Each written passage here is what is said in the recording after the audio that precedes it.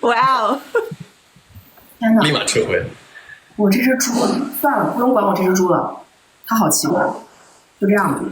天啊，陈天祥，你今天好像一个好学生啊！导演，我们张志明什么时候不是好学生？乖乖仔来着，今天的形象整体非常乖乖仔，怎么就收回了呢？你什么意思？略拉开一点。为什么只是略拉开啊？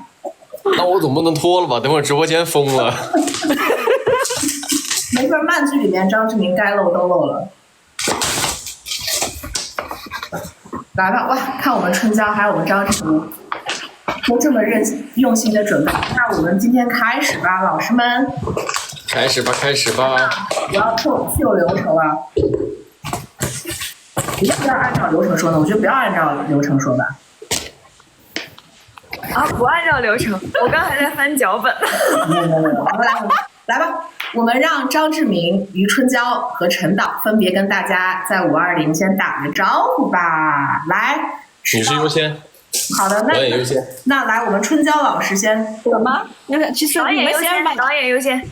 我向你们学习一下。实话说，这是我第一次参加剧宣。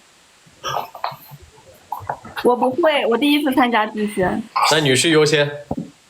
来吧，好，来吧，带我。大家好，我是刘念，然后在剧中扮演于春娇。没了。没了。姐，你打这个样，咱就是说。很好，非常好，打得非常棒，谢谢大家，起到了非常好的那个表率作用。今天520都跟大家说两句，有什么祝福语送给大家吗？不是，这也要看脚本啊。那我先来吧。520快乐！我先来吧。你快来。快来。Hello， 大家欢迎来到我们那个志明与春娇的聊天室啊！今天是520，先祝大家520情人节快乐。然后呢，我们的剧马上要在5月21号上线了，然后也希望大家多多支持。然后我自我介绍一下，我是演员陈天祥，然后我在志明与春娇当中饰演张志明。然后呢，也希望大家多多支持。哎呀，这个样打的专业，你就学着吧。学会了，专业。大家好，我是志明春娇的导演陈卫清，这是我第一次参加剧宣，我不是很熟悉流程，因为之前的都是我也会以各种的理由就是拒绝参加这个。你之前也是用一个这个奶茶猪的造型参加是吗？不是，我不参加的，因为我可以那个直接直播，或者是跟那个演员朋友连线，我是可以的。但是这种就是我就会拒绝，因为我会很尬，就是我社恐，你知道吗？那你可以像我一样给自己头上安个猪。没有。那是什么让你参加了这次剧宣？提问。因为毕竟身为陈天祥最爱的导演（括号厦门版）。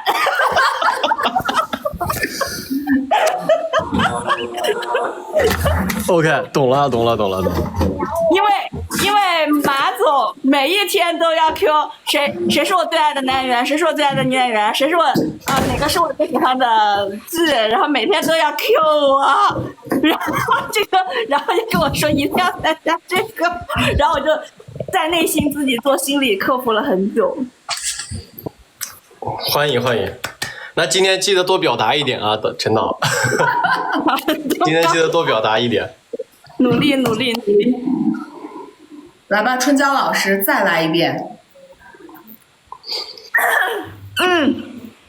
Hello， 大家好，我是演员刘念，然后在《志明与春娇》中扮演于春娇。首先祝大家520快乐，然后今天晚上0点06分要去果子锁定我们《志明与春娇》准时上线，请大家多看，然后记得那个评论打卡，那个点收藏，然后。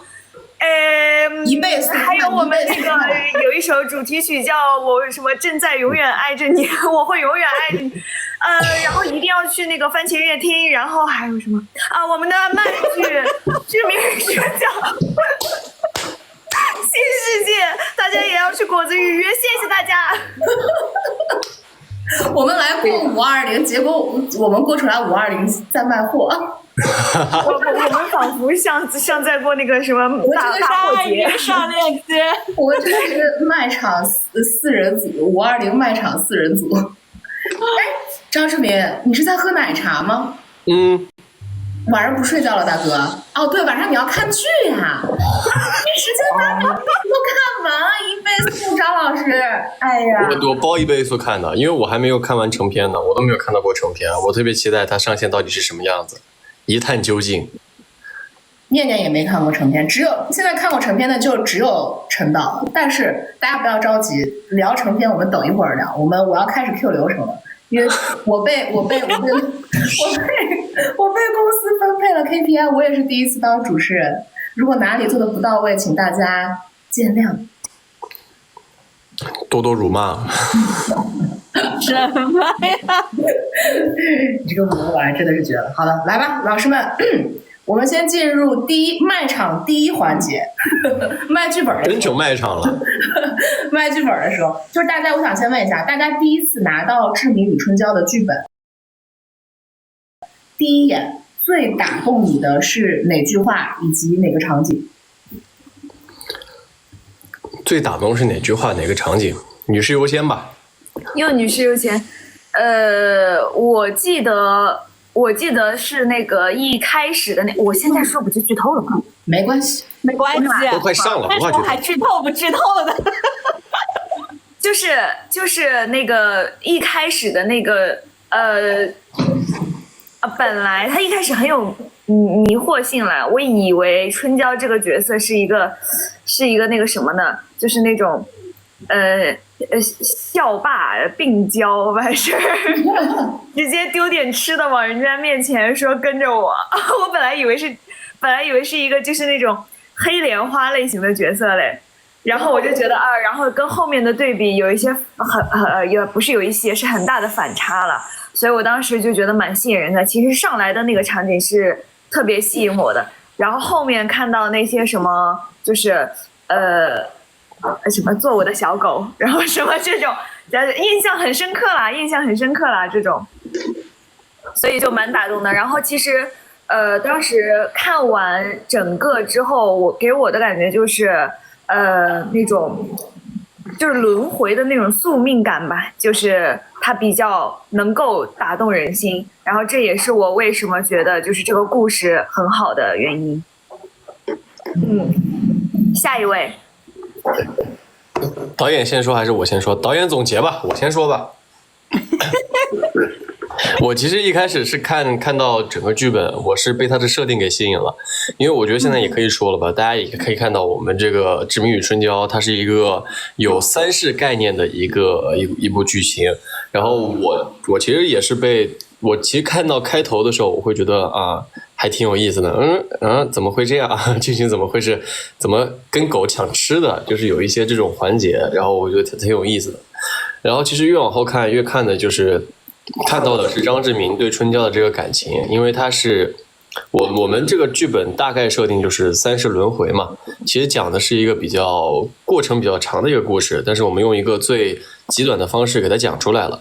然后可能在一开始我会觉得说志明，因为我们都知道志明与春娇它是一个电影 IP 嘛，其实我一开始以为也是那种港风文艺范，可能会有一些生活落地流，可能会觉得它是一个比较，因为我看过志明与春娇这个原电影，但是我其实发现了我们这部剧里呈现的志明与春娇就是完全另一种概念。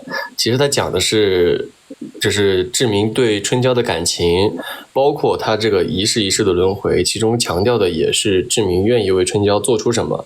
其实大家可以到时候去看看，因为我觉得每一世都有每一世的精彩。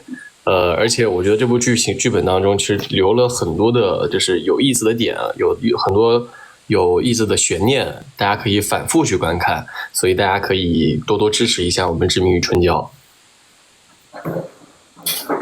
导演到你了。到你了。是这样的，就是我一开始的时候，我也是像天天一样，我也以为是那个原电影的故事，因为那个电影的故事我是看了很多遍的，我还是很喜欢的。因为我们这种上了点年纪，确实就是受港风影响，我没有说你，我说我自己，就是受港风影响比较大嘛。就是我本来就是我特别想拍一个港风的电影类的，然后我也很喜欢知名春娇的那个原本的故事。然后后来拿到这个剧本呢，它是一个原创的故事，但是呢，就是巧在它原创的故事的三个轮回的那个时间点，它的那个就是 CP 形式是我平时喜欢看的 CP 形式，比如第一世的解狗风味，然后就是我是比较喜欢看解狗，然后我也很擅长拍解狗，然后呢，第二世呢是年上感的那种托举型的引导型的那种恋人，又那种爹地感的，这个也是我非常磕的一类。然后第三世就是纯奉献型的，这个纯奉献型的确实是很打动人心。第三世就是非常的真诚感，它就是很跟现在的所有的短剧都不太一样，尤其是这个第三世的这个感情，我觉得就是现在社会嘛越来越浮躁，就是真的就是你回归到爱情本身这个命题来说，就真的是很稀缺这种很真诚的感情，付出的感情，完全利他的感情都是很少见的。然后再加上就是人设上，我觉得还是很有特色的，就是男主呢是那个就是白素贞所正，然后女主呢是那种就是看似乖乖的天之小姐，实际上内心是充满了反叛、很多挣脱的，有点那种病娇感的。然后我是觉得这种的搭配是现在比较少见的一种，所以我觉得还是很有意思的。张志明，你吃独食啊你？好歹你我们都没吃饭，你给我们买个外卖送一下好不好？有福同享。有你这个人真的在那哐哐吃。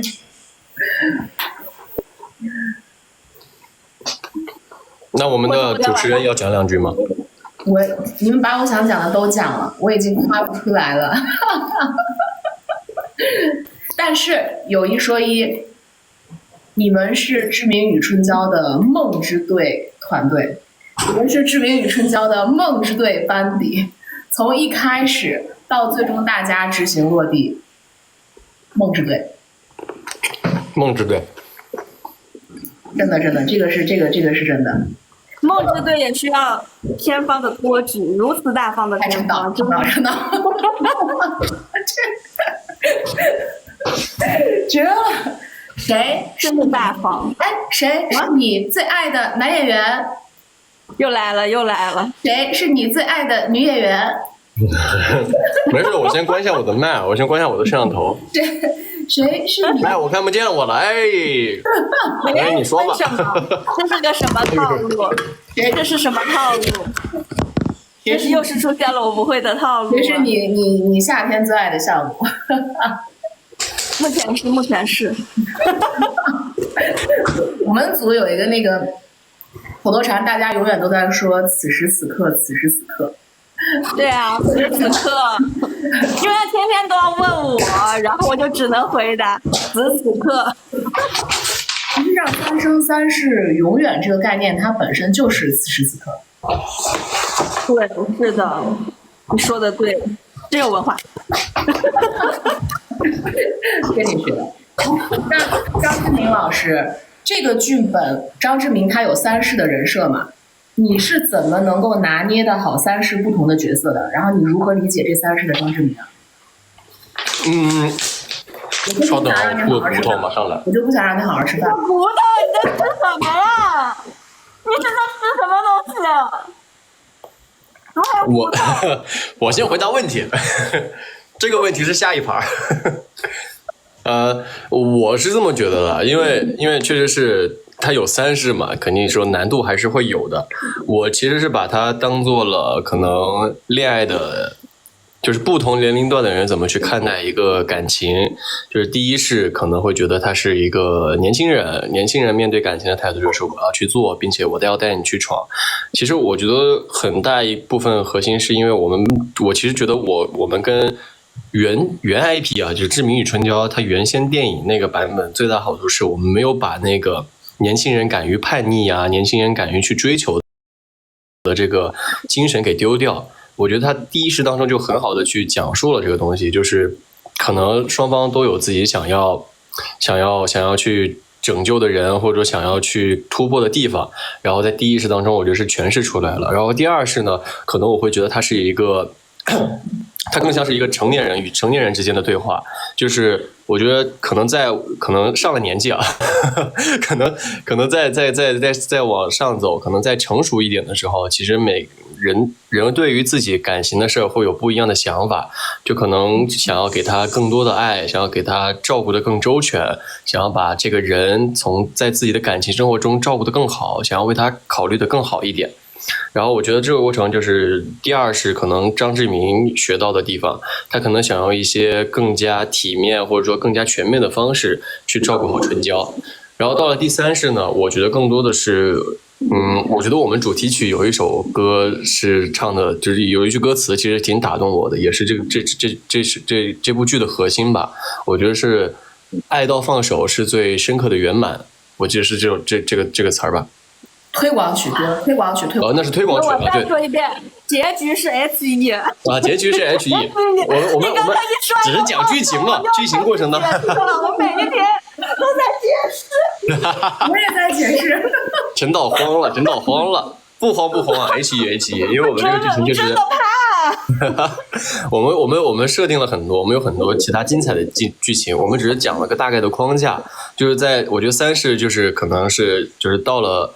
就对于志明和春娇来说，对于志明来说，到了第三世其实是已经知道了命运就是看淡了命运，知道了命运要怎么去做出最好的抉择。我觉得这个过程也是三世带给志明最大的东西，因为从一开始的勇敢去爱，到中间想要去给他更周全的爱，以及到最后放手的爱，我觉得这些是整个志明与春娇当中志明能够学到的东西，我觉得也是这个人物的成长线吧。我觉得更多的东西我就不在这里过多赘述了，大家可以去剧情里观看，因为我们确实我们口头表达的只是这个大概的框架，其实怎么中间有很多精彩的地方也需要大家去慢慢品味了。好，我好了平常。好嘞。绝了！那个我们的余春娇老师，如果让你对剧中的余春娇隔空对话的话，你会想说什么呢？哎呀，我刚才脑子里还完全的是不是问我的问题是，就是今日他这个三世的余春娇，没关系，你想的太简单了。你可以按照三生三世来讲，没有问题。还加就上难度了。首先我要对余春娇的那个对话，其实是我今天就是也有发那个抖音文案，就是那句话，就是允许一切发生，然后做最勇敢的自己。对，因为首先春娇她本身虽然说有三十的三十啊，但是对于春娇来说，她可能就是因为她不带前世记忆，春娇就永远就是从那儿开始到那儿结束，从那儿开始到那儿结束，它是一个特定的时间段，只是这个时间段不同，所以它不会带前世的记忆去怎样。然后对于我来说，春娇就是那种被那种世家的那种理念，父母的那个父母对培养他的概念就是培养成一个完美的商品，然后拿它去换更大的价值。然后这个理念从小培养到大，不允许这个，不允许那个，然后要怎样，不能怎样，就是他的那个是成长在枷锁里面的。然后但是春娇这个人呢，就是我自己对他的感觉就是，他虽然表面上服从，但是他内心一直都在抗争，他永远是不服他这个命运的，但是他不知道该如何打破它，因为他被困在他那一方天地，从小到大都被困在那一方天地，所以他很难受。然后当他发现有一个人好像能够拯救他的时候，他有那个不顾一切的状态。其实三世他都有这个状态，就所以说我对于他的那个判断就是，他是一个非常勇敢，就是抓到自己的抓到自己认为的救命稻草，然后就不顾一切的去抓紧它的那种感觉。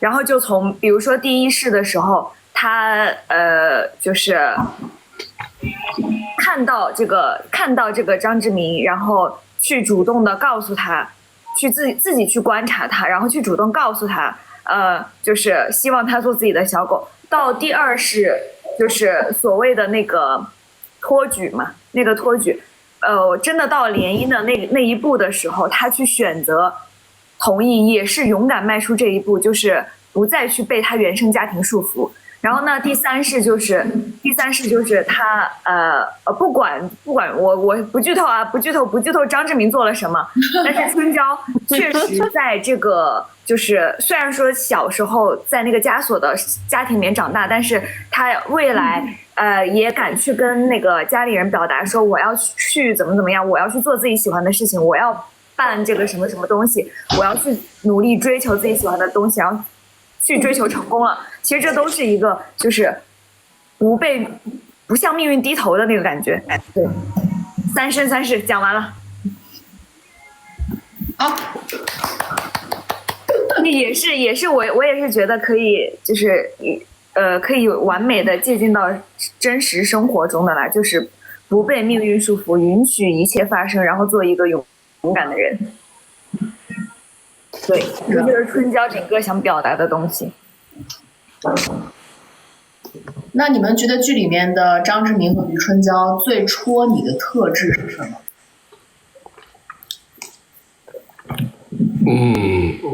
女士优先。导演，你先来，这次得你先来。我真的服了，太套路了你。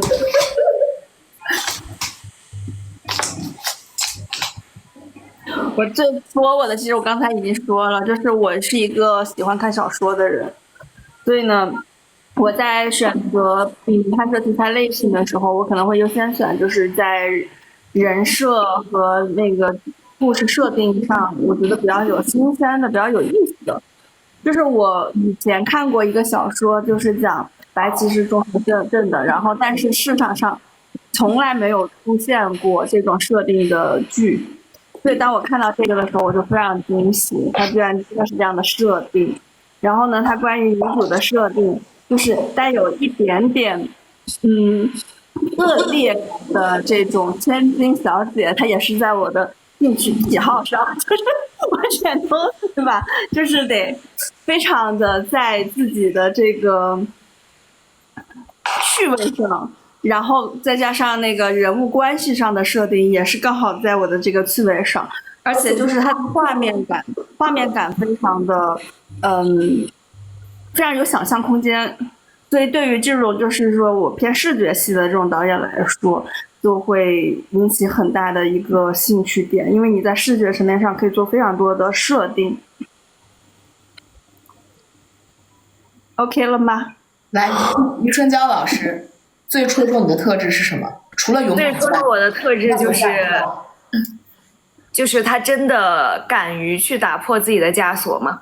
就这个勇敢，他不是说一句话的事儿，他抓住这个救命稻草，然后就奋不顾身的去豁出一切抓住它，就这种感觉非常戳人。对，我可以帮春娇补充，就是可以帮你补充。它是这样的，它这个设定呢是有足够的外部压力和内部压力共同作用在这个女主身上，然后她就会像一个破土而出的小草一样的，她就会展现她顽强的一个生命力，去抵抗自己不喜欢的一切。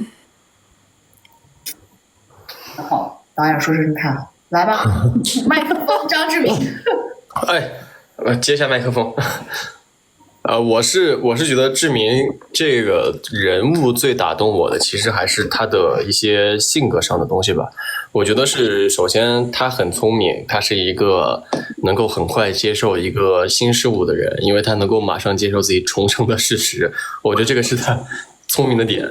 然后我觉得他其实就是我会觉得这个剧其实他骨子其实透露着一些比较压抑的地方，是因为为什么志明会去看上春娇，是因为他知道在相同的环境下，就是他们两个有着相似的境遇，然后也有相似的困境，但是在一次宴会上吧，就是他能够一眼看出来，余春娇跟他其实是同一种人，就是希望打破自己现有困境的人。就我看宣传片上有说是那个白骑士综合症和一个什么，就是互相的需要一个被拯救和拯救的过程。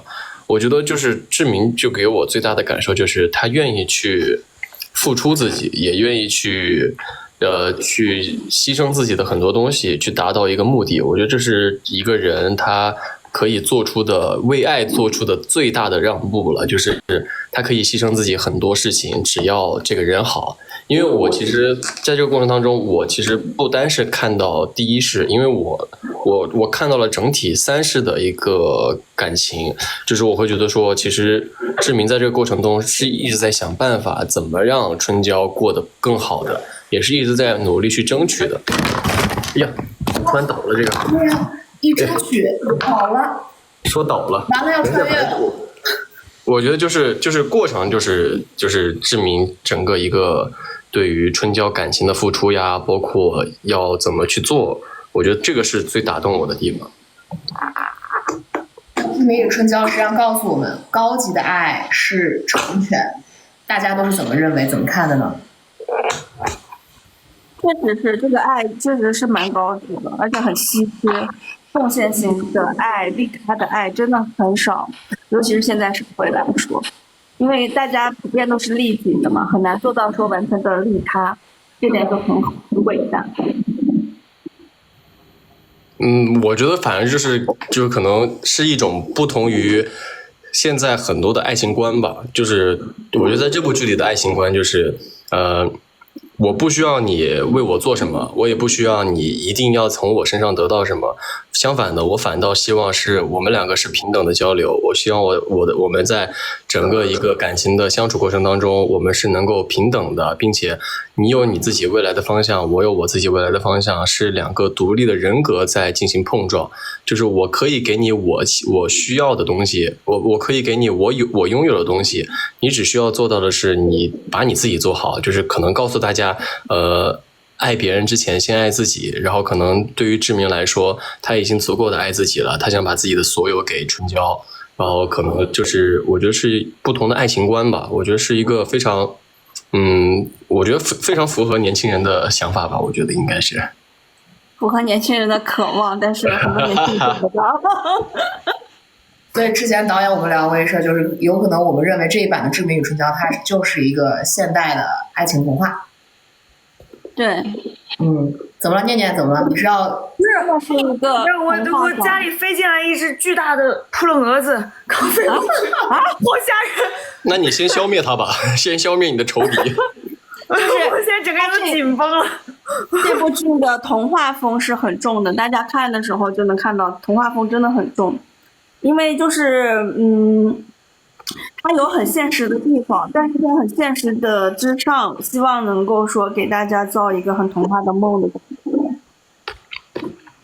然后刚好又是这样的日子上线，祝大家520-521快乐！也是希望大家不要被那种就是可能会有很多人有自己的困惑或者有什么样的，我觉得我们这部剧就是告诉大家，你不要有自己的困惑，你只需要做自己就好了，然后接受所有的人，接受自己想要的人，然后可能在这个过程当中，我觉得爱情是可以被歌颂的，然后也希望大家就是在这个美好的节日能够多多支持我们的志明与春娇，感受一下不同的恋爱。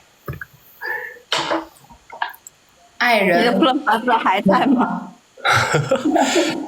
燕子，你要不先去把那个飞扑棱蛾子先给它消灭了，不然你这直播你在东张西望的感觉，身边有人在盯着你。来吧，我觉得我没有什么能力把它弄走。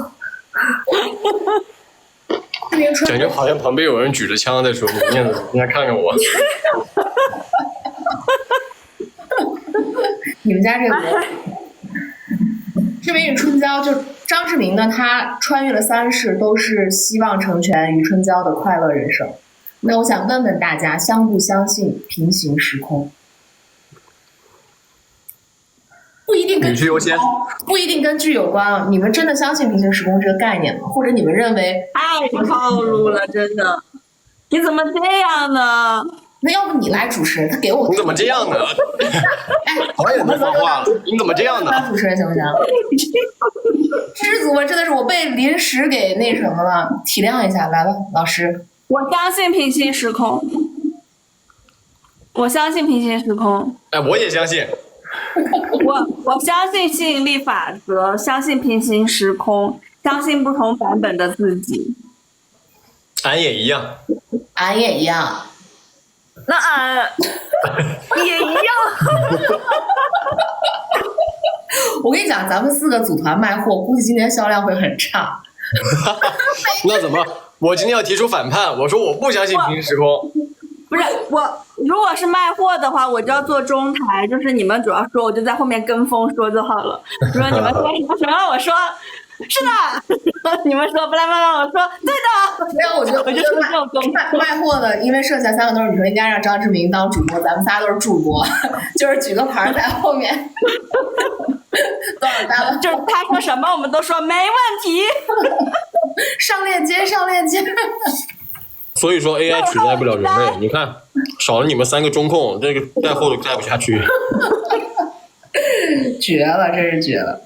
哎，我看评论区啊，大家 Q 的最多的是想问张志明在吃什么呢？吃什么就不用说了。我们第2个问题，评论区刚刚一直在 Q 的是想聊一聊导演的美和服化道上的分享，因为大家都看到了非常多的花絮啊、路透啊，很多就是我们的这个粉丝朋友们还有网友们都觉得我们这部剧的整体的服化道上区别于其他短剧，很用心。对于大家看待这个问题，大家觉得你们都是实际参与的共创的创作者，你们觉得对于咱们的服化道有什么想分享的巧思吗？这个主要我觉得先导演先说吧，是吧，导演？基于一个不想输的原则。压力好大呀，因为不想输。来吧，应说客说，来吧。谁让你的其他的几个现代戏造型都很出色呀，对吧？所以不能输啊。所以就绞尽脑汁，想尽办法。然后也是很感谢我们片方大方的支持，因为一切的好的审美的东西，它都不能离开 money。哎呀，你这太官方了，不同意，换个说法。这是事实啊！你有好的想法，但是如果 money 不够的话，你就实现不了的呀。但是我是觉得啊，就是我的妆造这样的，其实给了我很多的代入感，因为其实如果说因为它毕竟是3世嘛，它毕竟扯上了一点玄幻，我觉得确实是，如果说在这个过程当中没有做出来区分的话，其实对于我来说信念感会少很多。我觉得这个妆造其实会帮助我呀，帮助演员啊，很快搭建起一个信念感。因为只要我换上白头发，我就知道哦，我现在该是什么样的一个状态，该是什么样的一个角色。反正我觉得妆造对于我来说，就是首先是好看啊，然后再就是它可以帮助我更快的进入角色。我是在做造型之前，把念念和天天他们过往的所有剧的造型都看了一遍，都看了一遍以后，然后就去进行分析，然后再去多看大家的翻拍的视频啊、照片啊，然后他们之前的一些除此之外的，比如说杂志类的或者是活动类的造型啊什么的，然后看看粉丝拍的角度啊什么的，然后去选择去给他们量身打造造型，这样做出来能起更好的作用。面子去消灭大扑棱蛾子是吗？他终于受不了，他决定去解决这个祸患了。人蛾大战，他终于要去消灭，他应该是要把窗户打开。啊！哎，怎么蛾子赢了吗？这人还没人还在吗？喂，在的话扣个1。但是我觉得其实导演也可以讲讲念念的妆造，念子很多妆造，其实你也在旁边一直关注，我记得，因为我们定妆那天是一整天都在定妆，然后我很多春娇老师。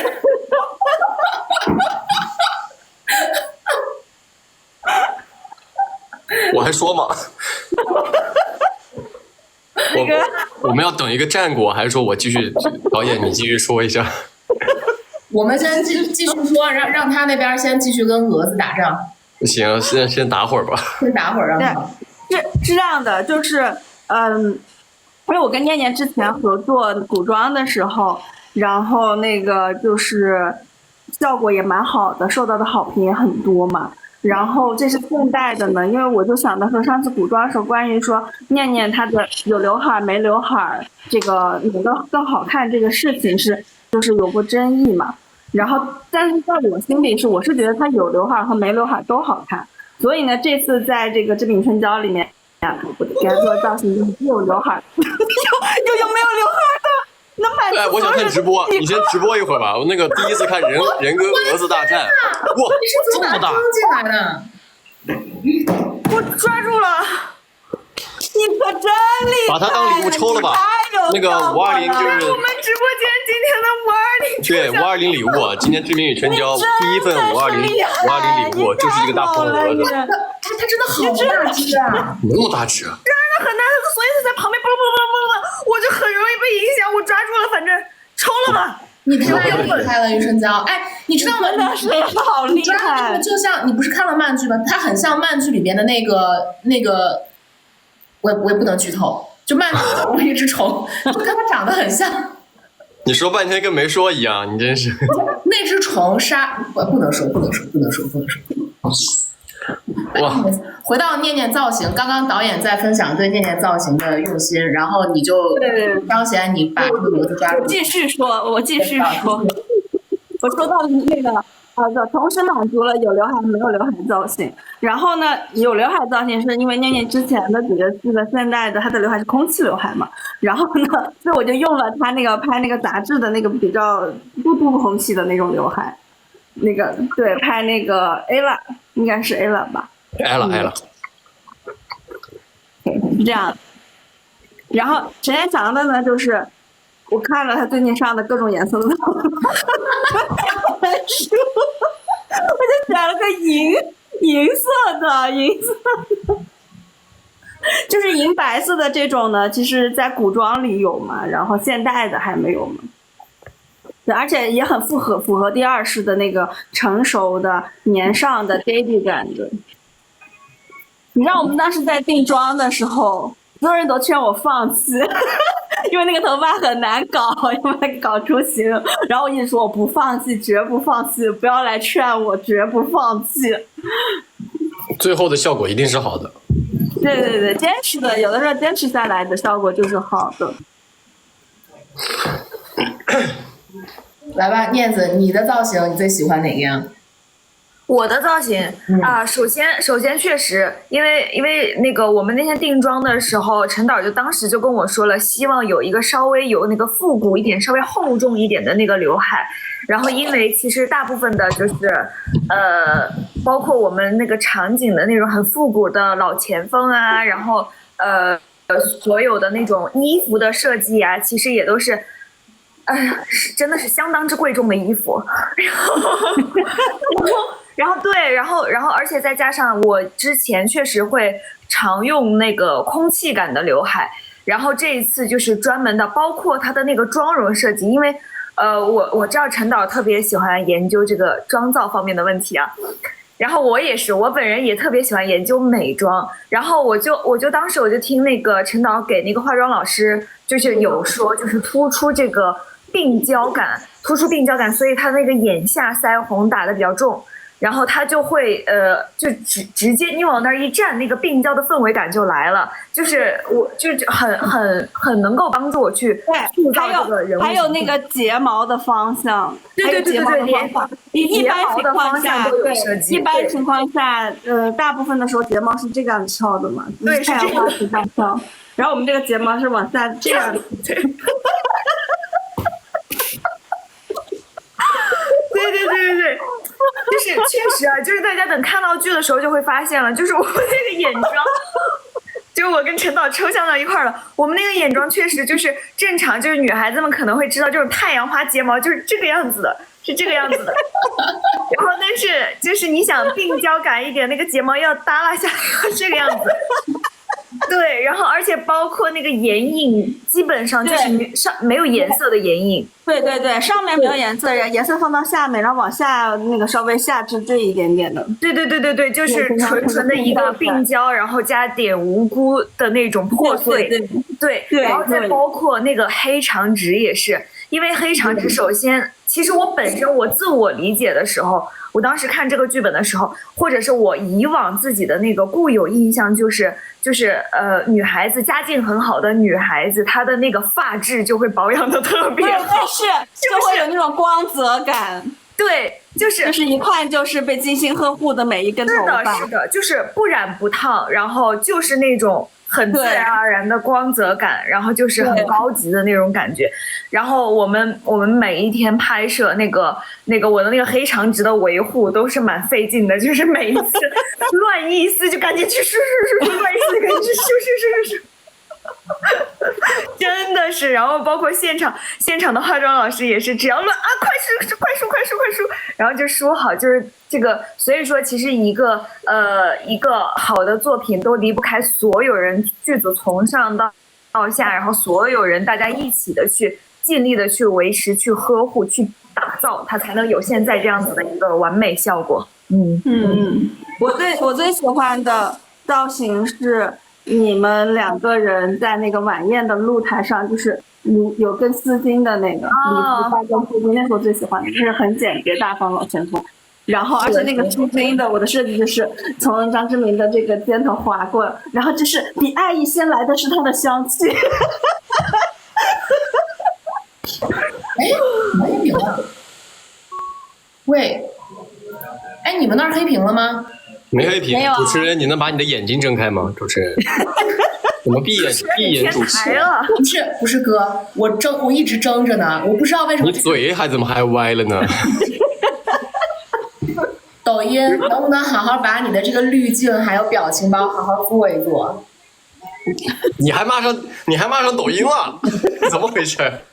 我本来好好的，我不知道为什么我就是歪的。你们那儿是不是只能看到我半张脸？是，眼睛都看不到。对，就是只能看到一只猪。Anyways， 就这样吧。张志明，你最喜欢你的哪个造型啊？肯定先是白发嘛。第二是。对，因为感觉很不一样。网上其实我最喜欢的是老年妆，你们会笑吗？但是你那个老年妆真的很麻烦，一层又一层，一层又一层，真的那个东西就是它真的很疼，它那个老年妆超级疼，它要把人的皮肤给扒开，然后一层一层的是上那个东西，然后吹干了一层，再抹一层，再吹干，然后就是又干又疼，它是绷着，它只有把人的皮肤绷到极致了以后，然后吹了好多层以后，你放开了以后，它才会褶起来。就那个褶子，它需要慢慢吹出来。而且那褶子除了脸，还有他的手。我们当时在做那个特效妆的时候，哇，天天他每次2个小时哪里都不能动，就是上半身哪儿都不能动，然后睡2小时，很紧张。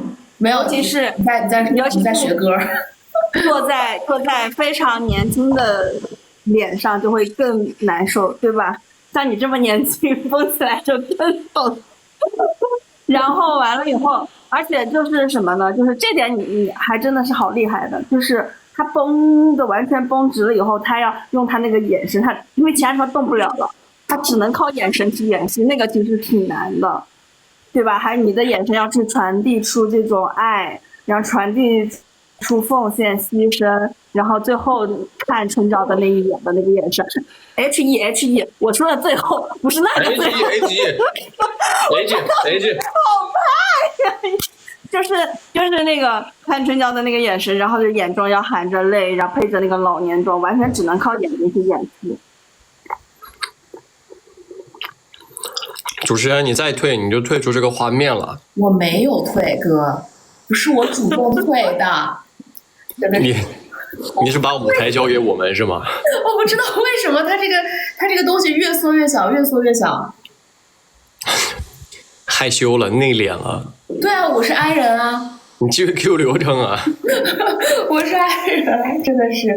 但是的确，我发现网上大家传播最多的也都是喜欢第二世的那个张志明引发，说是父神，就除了 Daddy 之外，大家说是父神。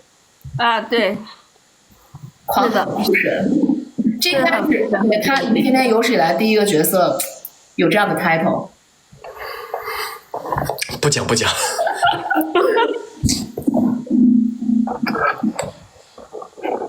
啊，那你实际上这次合作，不论是跟天天和念念嘛，相当于是持续在合作。你觉得这次跟他们两位合作的整体感受上和以前有什么不同呢？应夸尽夸吧，咱就是说，也可以骂的，对，也可以接受被骂。我敢吗？我敢吗？你抄着那个照片就来打我，就是因为都很熟悉了嘛，然后也是见证他们每一次的成长，肯定是每一个一步一步的看着他们都是进步很明显。毕竟我可是为了做造型，把他们过往的也都看了一遍。你们也都知道我看了些什么。不讲，各种拉扯呀什么的，大饱眼福。然后也能看到他们一点点用心的在进步，我觉得还是很厉害的。每一个人的成功，每一个人的每一次的成长往上走，都是有原因的。哎呀，哭了，先哭一下。哎呀，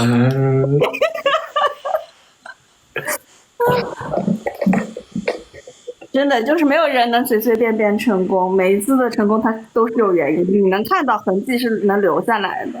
为什么会有那么大的进步？都是对长大了。这话说的就好像个大家长啊。对，验证了。没有，因为毕竟确实是认识你的时候你还是个小朋友，这也是没有办法的。对我来说真的是长大了。主持人睡着了，主持人没睡着，主持人在等导演。我在这说，他夸完你之后，我们春娇老师呢？我还没夸念念呢。念念是这样，因为我跟念念认识很多年，我也是看他长大的，好奇怪哦。为什么？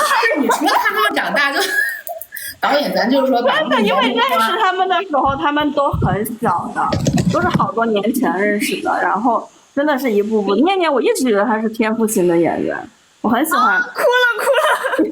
我真的很喜欢念念演的那个《猎罪图鉴》里的那个戏，我之前说过好多次，那个戏真的是我会发给其他演员的表演那种标准的教程那种，因为那个处理的非常高级，那段戏真的是很天赋性的，而且念念是我见过的男女演员加在一块掉眼泪最快的演员。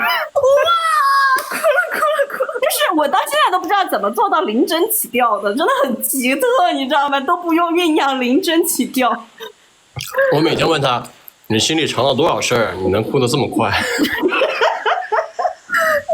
就真的会有人，就确实是会有人问我说什么，你是平时生活真的很不开心吗？为什么会这样？我说其实没有，其实这个我不知道，我不知道。我印象中之前陈导第一次夸我用这个词，当时咱们拍那个古装的时候，还是那个什么，就是在门口转身。当时陈导给我的要求是转过身的那一瞬间，那个眼角掉下一滴眼泪。我还说了是哪只眼睛，我还说了是哪一只眼睛掉。啊，对，当时是哪一只眼睛？右眼。然后说到哪一个字的时候，对，我说我从未听到过这样子的要求，你知道吧？我说哇，这个真的有，因为前面没有铺垫，后面也没有，就只是一个动作。然后我说我试试，我试试吧，导演。因为我真的就是我是属于那种就很奇怪，我也不是很奇怪，就可能是个人喜好和选择。就是我从小看琼瑶剧长大的嘛，然后琼瑶的选的女演员都是那种哭起来的那个眼泪，就是晶莹剔透，一颗一颗，然后就是很有节奏的那个落下。然后我从小呢就有一个误解，我就认为眼睛大大的水灵灵很漂亮的女孩都会那么哭，然后完了以后就会对别人有这样的要求。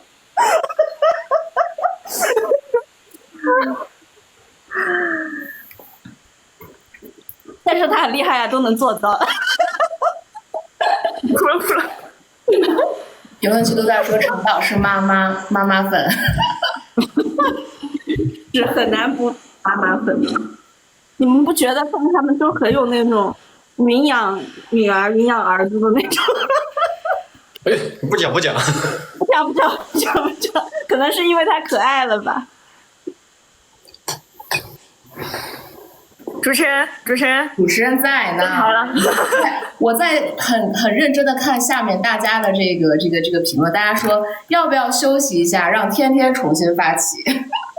因为说这个量嘛，就是这边发起的会量不太好，会限量。那要重新开播一下吗？那重新开吧。那我们老师们现在是8点。你开播前能不能告诉我你到底在吃什么呀？在吃鸡翅，我感觉大家都很好奇。好吃的。我也是拿吃的，我真受不了了。我这个人就是对美食这块，让他好好把他的鸡翅5分钟吃完。那我们9点等那个天天再重新连线，好不好？好呀。9点。9点。就4分钟呗，现在8点56。就跟下播了再开播有什么区别呢？就是没有区别。我们是这样的，现在第一室咱们聊天室第一室聊完了，第二室陈老师由你开启，你连线大家。哇哦！那我等一下，我先回关一下官方账号啊，不是官方账号没有关注我。天哪！怎么可能？官方账号怎么可能没有关注？官方账号我显示是已关注，而不是说互相关注。关注我了吗？请问？是你没关注我们，哥，你在。我关注你们了呀。我们先关注的你，是你没关注我们。不承认。反正以我说的为准。可以，你说为准，你这人。一天天的就是不讲不承认，不讲不承认。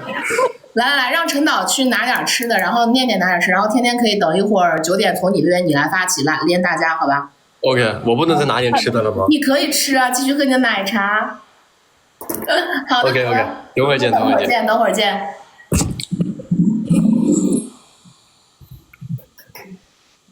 这话小。